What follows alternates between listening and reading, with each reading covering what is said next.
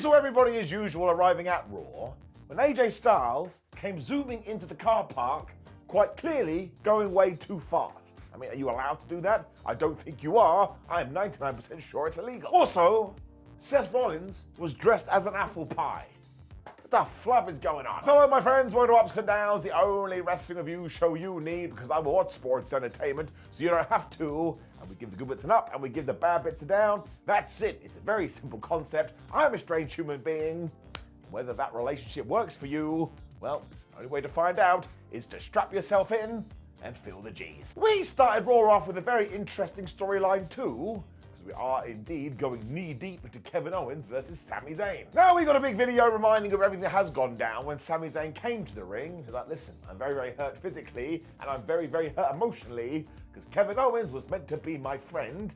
He tried to end my career. The reason this gets him down on his Tootsie Toes is because you named two wrestlers that have been linked as much as those two have throughout their careers. That's why there's no going back this time, because KO, you crossed the line. So while Sami's neck isn't 100%, he saw what Owen said on SmackDown, and if you want him to be at the Elimination Chamber, then damn it, he's gonna be at the Elimination Chamber, which, by the way, is just so happening in Canada. There's no need for this. Adam Pearce then walked out. And he totally poo-pooed this. He was like, Sami Zayn, we've talked to you. Everybody has talked to you. There is going to be no match. It's not going to happen. Well, he just changed his mind. Because Adam just started talking about an unsanctioned match. This was like trying to convince a child to go to bed. It was like, well, you could stay up with the big bad monsters, or you could go to bed and get some sleep with the happy jelly fairies. Now that I've said that, I think I'd rather be with the monsters. Pearce explained, though, that he is worried that Kevin Owens could wrap a chair around Sami Zayn's head, and therefore WWE would not be able to sanction it. When Sami Zayn got in his face, said, ha ha, but think about this, my dear Sherlock Holmes. Maybe it will be me wrapping a chair around Kevin Owens' head instead. So this really made me laugh out loud, because wrestling companies are totally unhinged. You have the general manager of Raw going, we can't let this happen, unless, of course, you just want to kill each other and sign this piece of paper that says if anything does go down, we are not held responsible. It really does work though, given who is involved, because I just want to see Kevin Owens versus Sami Zayn. And why I expected this at WrestleMania, Elimination Chamber is in Canada. They are both Canadians. They have fought at Mania before, so maybe those two Triple H sat down and just went, you know what, let's pull the trigger here. It's probably something they'll remember for the rest of their lives. Also, maybe it does tie into WrestleMania, although Randy Orton has to do something, because how can Randy Orton and Kevin Owens not happen there too? So at least I'm intrigued, at least I'm interested. Also, Kevin Owens and Sami Zayn, as far as I'm concerned, are two of the modern day GOATs. Giving it up. I'm also a little bit scared, because what are they going to do to each other? Then again, it's unsanctioned. And given the way that it was described to me here, apparently I don't have to care. The Judgment Day with them backstage, and Dominik Mysterio was really worried. He was like, Liv Morgan, love of my life. Bianca Belair and Naomi were here, and I think they're gonna whip our ass. Now, Liv didn't care about any of this, and even said to Dommy Boy, I'm proud of you. So what happened to their relationship? Finn Bálor just marched in. This guy hates all of them. This is mostly because Dominik Mysterio still wants to add a new member, and Finn is like, no, we're not adding a new member. But he is also confident, because he's going to beat Seth Rollins later and go to the Elimination Chamber, when he just became a massive troll. He was like, ha ha, Raquel Rodriguez, I hear you have a match later, and you're trying to get in the Women's Chamber. Wouldn't it be a shame if you lost? So he's a totally rubbish dad, and Raquel was like, excuse me, puppy bear, I am going to do fine. And as Finn Bálor walked off, he said, no new members. So if you have watched wrestling a long time like me, a man may as well have walked in with a sign, and the sign should have read, don't worry, we just keep saying this, because quite clearly the Judgment Day is about to get a new member. I don't think it should be Aleister Black though. As a random aside, he should be put somewhere else. Dom then did walk to the ring because he has a match with AJ Styles. Damn it, he lost. Whoops. Now I love this new TNA connection that WWE has, because people were just saying, oh, there is AJ, the former TNA champion, and also this dude. He's been gone for a while because of that injury. I believe he's 47 years old, and he is still so damn good. I think somebody on the internet or on commentary maybe said they broke the mold when they made AJ Styles. And ain't that true? One of a kind. Of course, as soon as he did start cooking, Carlito tripped him, and my hand went up. I was like, listen, Adam Pearce, you're so worried about these damn unsanctioned matches. Why don't you watch the show and stop people like Carlito going to the ring? He does it every week. Mysterio then was able to get a dive because 2025, and he followed it up with the 619. When he went for the splash of the frogs, he totally missed. Styles used this to hit a neck breaker because he hates necks. This is when Carlito tried to get back in the ring. So Styles took his foot, he booted the ropes right into his penis, meaning Carlito went and spat apple everywhere. So that's a very weird connection of his body. And if I got hit in the groin, I'm not sure I would spit apple out.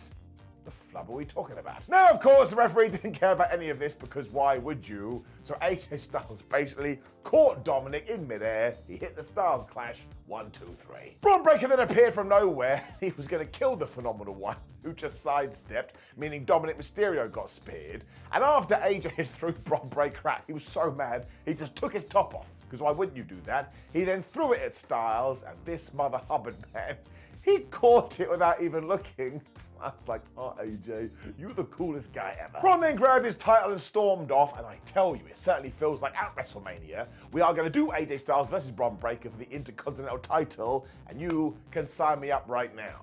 It does kind of make me question what we're going to do with Logan Paul, because of course he threw AJ Styles out of the Raw Rumble, so I thought we were going to do that. I don't really want a three-way, and I absolutely do not want Logan Paul versus any of the people in the Elimination Chamber. So now I have to worry about that. However, in terms of this match, just good. AJ Styles rules. Dominik Mysterio is the perfect heel. The Creed brothers were then backstage with Ivy Nile, and they were going, oh man, we did so good last week. And I was like, yeah, the tag team title's on the line, and you got yourself disqualified. Great job. Ivy agreed with this too, because she was like, I do believe Master Gable told us to win some championships, so you should go and sort that out.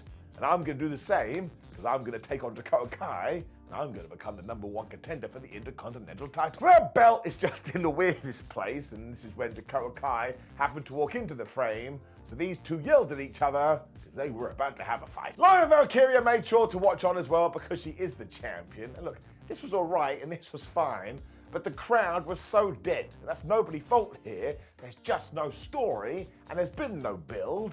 So at the moment, it's hard to care about it. Like the title is brand new, it needs more TLC. Now Dakota did try and kill Ivy during this when she did this stomp thingamajig using the ropes. I was like, well that's it. Her head's never gonna work again. And yes, Dakota hit the chiropractor. I'm never gonna be able to get over the name of this move. Once again, it's like, oh, here I come. I'm gonna fix your bones. That is not intimidating. Ivy then tried to hit all the German suplexes, but on the last one, Kai turned it into the most devastating move in all of sports entertainment, the surprise roll-up. When that didn't work, she just hit the GTK, and she pinned her. I was like, well, why the hell did we do all that stuff in the Raw Rumble? So once again, I just think it needs a bit more focus. Oh, the match was perfectly fine, so I shall give it an up. But yeah, for all the other stuff I've talked about, it does have to get it down. Somebody needs to sit down and just add something extra into here so we can all get pretty excited about it. At the moment, it's not happening, but the match will be next week. Austin Theory and Grayson Waller were then doing an interview, and of course, as always, we're like, are you actually going to break up, or is this just one big tease?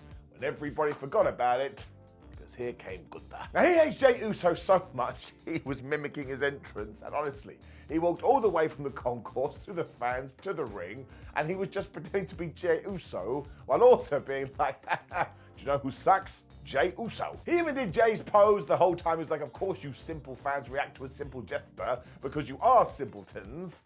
When he also said that he could try and do his stuff, but that would be like talking Shakespeare to a dog. I was like, well, you could try that. Have you actually tried saying Shakespeare to a dog? Maybe the dog would love it. Can we all stop being mean to dogs? He is so damn great every single time, though, as he went on saying, listen, I tried to beat some sense into Jey, but now you lot have given him false confidence, and therefore he signed his death warrant. I was like, technically that is a death threat, because why else would you even say it? Of course, we then started to get the yeet chants. So Gunther was like, meh, you guys need to go and wash because you stink. Just think we can stay away from those insults. That feels very much like old WWE. Now don't get me wrong, some wrestling fans, they do have odor issues, but still a crap insult. He then carried on the illegal activity by saying Jey Uso's blood is going to be on our hands. And I checked, and thankfully at the moment I am okay. When he reminded us, okay, sure, outside of the ring you will go crazy for him, but this match is happening inside the squared circle, and there, Gunther is the man. And he's the champ. He then polled the audience saying, well, who do you think is going to win? And of course they did say Jey. So he went to Michael Cole and Pat McAfee, and he was like, listen, you're the voices of pro wrestling. You should know. What do you think? he smacked the microphone out of Pat's hand. But this absolute maniac kind of said, well, if you are asking me, which you are, I would like to see Jey Uso beat you. Honestly, Gunther looked at him like he was gonna die. Of course, though, before Gunther could do anything, Jey Uso's music hit and they got into a big old brawl. And I tell you, I absolutely love this because Jey is just showing so much fire. And here, he got the best of Gunther, which makes all the sense in the world because we've got a couple of months before WrestleMania. You just know on one of these episodes of Raw, he's probably going to lead Jey bleeding in a pool of his own blood. I mean, who else's blood would it be? It's also going to make it even better when Jey Uso wins that title because once again, he is so over with the audience. If he doesn't win that belt at WrestleMania, well, that is 2 + 2 = potato. It wouldn't make any sense. But that's why he will, and that's why it'll make us feel warm and fuzzy in our tum-tums, and that's why this feud is getting it up. It is simple, which is kind of what Gunther said. It's also damn brilliant. Kathy Kelly was then interviewing Raquel Rodriguez and Liv Morgan about that footage we saw on SmackDown, which of course was around the Jade Cargill incident. I was like, why the flub hasn't anybody given that to the police? Now, quite rightly, Liv and Raquel were like, well, what does that even show? It shows that we were walking around backstage. That's a lot of nothing. And I tell you, my dear watcher, I agree with Liv Morgan and Raquel Rodriguez. This is a pile of baloney. Right now, they just want to focus on the fact that Raquel does have her match with Roxanne Perez, when Kathy Kelly was all like, thanks for nothing. I was like, no, Kathy, they have done nothing wrong. You are making a bunch of accusations here, and that is very dangerous, and you should shut up. So really, they are a bunch of idiots that have done no detective work. Kathy Kelly did no detective work. Nick Aldis has no detective work. There is not one cop on the premises. So when Jade Cargill comes back, she should be like, man, I don't even care who beats me up. I want to talk to the feds. The New Day then found Jey Uso backstage and just went, you're not going to win at WrestleMania. Thought that was very funny. Kofi Kingston even tied this into his own WrestleMania journey, but that's when Jey fired back at them, Kofi, you stupid moron. Do you not remember me and my brother basically gave up a match so you could get to Kofi Mania? So maybe you should take a sock and shove it in your mouth. I do absolutely love it too when wrestlers do remember the past. At this point, Pete Dunne walked past. Xavier Woods called him Butch. So of course, Pete looked at him and said, the New Day, everybody thinks you suck. And we mostly threw this in there because he was heading to the ring because it was going to be Butch, Pete Dunne versus Penta. And I can sum it up like this. They had a very nice, fun little match. As soon as the bell rung too, Penta just booted Peter right in the face. But you know this Dunne man, he's obsessed with digits and fingers. So no matter what the masked man tried to do to him, he was just trying to break the little bones in his hand. I don't want to be that guy, but I think he may be obsessed. Of course, eventually Ludwig Kaiser just came out to watch, because why wouldn't you wait a few minutes before doing that? When we got to all the moves, because there was crossbodies, and there were super kicks, and there were DVDs, and before long, Penta hit the Mexican Destroyer big pop. So this really was fun, and just when it looked like Penta was going to win, Ludwig got on the ring apron to distract another wrestler. And why wouldn't you do this? Did the referee do anything? Do referees ever do anything in any wrestling promotion? No, they do not. So if you know you can get away with murder, well, you're gonna get the knife. It absolutely worked at first because Pete Dunne was able to hit the most devastating move in all of sports entertainment, surprise roll-up. But he only got the 1-2-ooh, despite the fact he held the tights. Penta then had the best idea because Ludwig was still being a massive idiot. So he threw Peter into Kaiser, and when Dunne turned around and he was all wibbly-wobbly, Penta hit the Penta driver, 1, 2, 3. Now the way fans are reacting to Penta is just so damn cool, and he is on a winning streak at the moment. I mean, he has a lot of momentum, in that sense, and up. I am going to give a nerd down, though, because this was essentially the exact same finish to the AJ Styles Dominik Mysterio match, and while it's not a big deal, it actually doesn't matter. My brain did see it, and I can't unsee it, and we've said this time and time again. It is pro wrestling. You can be as creative as you want to be. I don't think sometimes you have to do a copy and paste repeat job. So yeah, that's it down. Ludwig and Dunne then essentially kind of fell out with each other because they both wanted to be the person to beat up Penta. When he crawled to the corner, he took his Phoenix down and he hit a dive. 2025. So obviously we're going to get a tag match soon. I'm sure that will be fun as well when we did have this Jey Uso promo backstage.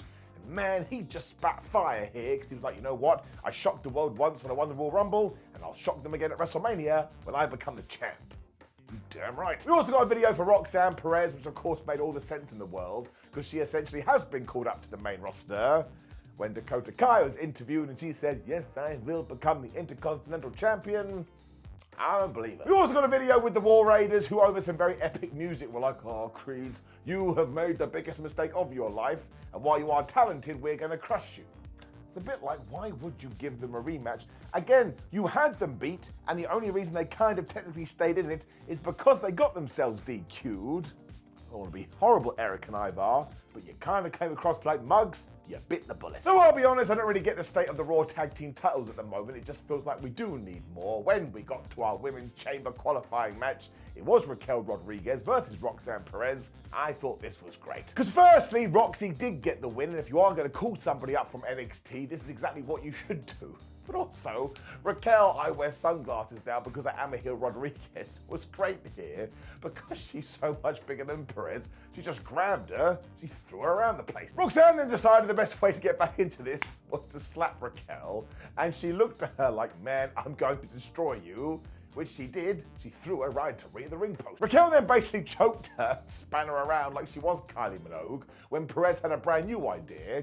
You are pretty big, I'll attack the leg. And sure, that sort of worked for a little while, until Roxanne jumped at Rodriguez, who just slammed her ass. I tell you, I like this version of Raquel. Should keep it going. Thankfully, Perez has been playing at Batman Arkham Asylum, so when Raquel ran at her, she got out of the way, meaning Rodriguez 18 of the turnbuckle. But once again, she kept going for all of these moves and kept going for the pop rocks, but she wasn't able to do it. Raquel's too big. This is when things just got so silly, because Bianca Belair and Naomi finally arrived. I was like, I'm sorry, dudes. What took you so long? Did you walk from SmackDown? This took you days. Now, I will say the way Belair stormed out made her come across like the coolest person in the world. And eventually our tag team champions did corner Liv Morgan. They beat her up. And poor Raquel Rodriguez was like, wait a minute, I'm a wrestler in a wrestling match, and my wrestling friend on the outside, they're being attacked. I don't know what to do. So she just started spinning around. When Roxanne Perez was there, she hit the pop rocks, 1, 2, 3. So it really was the most ludicrous finish of all time, and I'm kind of torn here, like Natalie and Brulia. Because on the one hand, I'm actually glad we protected Raquel Rodriguez. She has lost enough. But also, on the other hand, and this is the major issue, it was the third match in a row where we had some outside distraction. It does get a little bit laborious. There's no need to use that word. However, I do love the fact that Roxanne is going to the Chamber. I don't think she'll win it, but I do think we'll set up a match with Bayley for WrestleMania for obvious reasons. And also, it now means we can do the women's tag team title match, I believe, next week. And you damn right, I think Liv and Raquel should win. So there really was so much good here, so I am going to give it an out. But yeah, just a teeny tiny down, because we just need to come up with some new finishes. Once again, to repeat myself, you can do whatever you want. Maybe we should do it. Seth Rollins then told us he was going to beat Finn Bálor later. I was like, well, yeah, obviously. Why don't you just walk out here and say, man, I need to breathe so I don't die? I was more concerned, though, because he had changed his costume. So now I can't ponder why he looked like an apple pie earlier. It's going to bother me for years. Karrion Kross then skulked in afterwards, because not only does he think the likes of Seth Rollins and Jey Uso are totally delusional, but he wanted to address Sami Zayn, because he's like, listen, man, you are walking down the wrong path, but I don't think you're a lost cause. So I don't know what is going to happen here. It kind of feels like we are going to do Karrion versus Sami at WrestleMania, but how the hell would we get there? Do I have to say, though, I like this Karrion. He makes things intriguing. We then got this big video for Io Sky, which really does make it feel like she is going to be facing Rhea Ripley at WrestleMania, maybe in a three-way. When we saw some footage from last week too, because don't forget when Raw did go off air, the New Day were whooping Rey Mysterio's ass. This is when they did come out there and everybody was booing them, so Xavier Woods was like, you need to shut up. When Kofi Kingston was like, why do you even like Rey Mysterio? Do you know that I have won more titles in WWE than he has? And also, I've been here for longer. I've been here for 19 years. So if anyone's a locker room leader, it's me. If nothing else, the crowd should be giving them better treatment. Because Woods was all like, you know what we could have done? We could have given Rey the old Yeller treatment. Now listen, I know some younger folk watch this show, so that just means when you go and pet a dog and the dog just needs to leave and see another dog. That's not what it means. I mean, if you know about Old Yeller, you do know about Old Yeller. So, crazy thing to say, Xavier Woods. And we put a 1 on the crime counter. There was another point to all of this too, why we should praise them, because now Rey can spend more time with his wife, because he is on the shelf. When of all the people, here came the LWO. Now Mysterio wasn't there because of course he is at home. When Dragon Lee was like, I'll take over. And not only is Rey Mysterio one of the GOATs, but you guys absolutely suck. People love saying that. They then of course got into a big old fight with the LWO taking over, but just when they were about to do their dives, because 2025, the New Day just legged it. That really made me laugh. They got some serious speed. So while this was entertaining, I still have to say I do not understand why the New Day aren't going after the tag team titles. Kind of feels like we're tiptoeing there. But just to break it down, it was nice that Dragon Lee got to talk on the main roster, I believe, for the first time. I just find Xavier Woods and Kofi Kingston so entertaining, so I am going to give it an up. I also do believe we could give them more. Bianca and Naomi then cut a quick promo and said they cannot wait to defend their tag team titles and of course go to the Chamber, and maybe one of them will face Rhea Ripley when we got to our main event to see who was the last guy in the men's elimination chamber, Seth Rollins versus Finn Bálor. And to sum this up in a sentence, you need to watch it. It was bloody great. Bálor just jumped Seth before the bell because why wouldn't you do that? When he hit a pedigree, my gosh, he crushed Rollins' face. I mean, he really got him good. He also tried for the coup de grace, but Finn Bálor never hits that on the first go. And as soon as Seth Rollins could hit a dive, he did. Why 2025? Rollins was so annoyed about this, he then took Finn Bálor's head and kind of smacked it into the announce table. When he remembered the Royal Rumble, he was like, oh yeah, I squished Roman Reigns' face into Simba the Steel Steps. He was going to do the same, and Bálor was like, nope, you're not doing that to me. And instead, he used our wrestling ringside friends, which begged the question, why is nobody stopping this? And appears I'd like a call. By this point, though, they just unleashed on each other with strikes and were going back and forth, when for some reason, all the fans decided to light up the arena using their phones. I tell you, it looked really cool. Frog splashes were then turned into surprise roll-ups when we had a bunch of sing blades, and Seth Rollins even busted out a sharpshooter. Can't remember the last time he did that, or if he's ever done it at all, although I will admit it was a little bit squiffy-whiffy. Bálor was able to get out of it though, and as soon as he did, Seth Rollins hit a pedigree of his own, and honestly, the 1-2-ooh on that, if you want to walk into my house and tell me it was 3, I'm not sure I can argue it. The fans even started chanting at the ref, you suck, because they thought this was the end, when Finn Bálor used to his advantage, and he hit the coup de grace. Of course, that only got a 1-2-ooh. It never really beats anyone. The best part, though, was that throughout all of this, Finn Bálor had been working on Seth Rollins' tum-tum, so when he did sell it, you were able to believe. Another reason this match was so good. The countering then started again because they were putting on a clinic, and just as Finn thought he hit something, he fell down, he got stomped, Seth Rollins pinned him right away, but he did one of those pins when his HP was depleted, and that was so well done, because it really did feel like Seth Rollins had beaten somebody and properly made his way to the Elimination Chamber. So we really do have to use Finn Bálor more in this role, and we have to put more respect on Seth Rollins' name. Seriously, if you do have 10 to 15 minutes today, you should watch this. It is super duper good. Rollins is going to Canada. This is getting it up. Which brought us to the end of Monday Night Raw, and I'll tell you, it was another one of those episodes where you're a bit like, yes, okay, it was fine. But if you are going to skip it, I don't think you are going to miss much, because I think what will happen is we'll get to the pay-per-view, PLE, we'll come out the other side, we'll be on the road to WrestleMania, and everything will explode. But fine is still fine, and okay is still okay. Getting it up. More importantly, please do let me know if you agree with me in the comments below, because I probably am wrong. Click the video on the screen, which is ups and downs for Monday Night SmackDown, Friday Night SmackDown. There's no such show as Monday Night SmackDown, but otherwise, I appreciate you, my friends. Interact with this video as much as you dare do. I will see you soon.